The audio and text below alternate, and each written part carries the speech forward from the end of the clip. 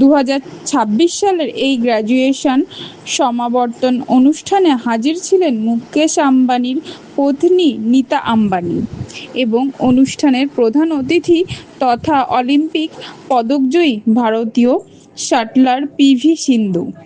ফারহার share করা একটি ভিডিওতে দেখা গিয়েছে নীল রঙের সমাবর্তন রোব পরে একে একে মঞ্চে ডিগ্রি নিতে ডিভা, অন্না এবং জার। নীতা আম্বানি ও পিভি সিন্ধুর হাত থেকে শংসাপত্র নেওয়ার সময় দর্শকদের আসনে বসে গলা ফাটিয়ে চিয়ার্স করেছিলেন ফারহা। বুঝতে পারছি না কোনটা বেশি কঠিন, 3 সন্তানকে নিয়ে হঠাৎ কেন আবেগপ্রবণ ফারহা। নিজের ইনস্টাগ্রাম অ্যাকাউন্টে সন্তানদের ছবি শেয়ার করে কি লিখলেন গর্বিত মা ফারহা। বলিউড কোরিওগ্রাফার তথা পরিচালক ফারহা খান এবং চলচ্চিত্র সম্পাদক শিরিষ কুন্দরের 3 সন্তান ডিভা, অন্না এবং জার এবার স্কুল জীবনের গণ্ডি পার করলেন।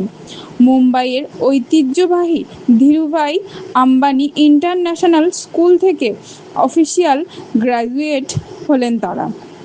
সন্তানদের এই জীবনের বড় মাইলফলকের মিষ্টি মুহূর্তগুলো নিজের ইনস্টাগ্রাম অ্যাকাউন্টে শেয়ার করে আবেগঘন বার্তা দিয়েছেন গর্বিত মা ফারহা।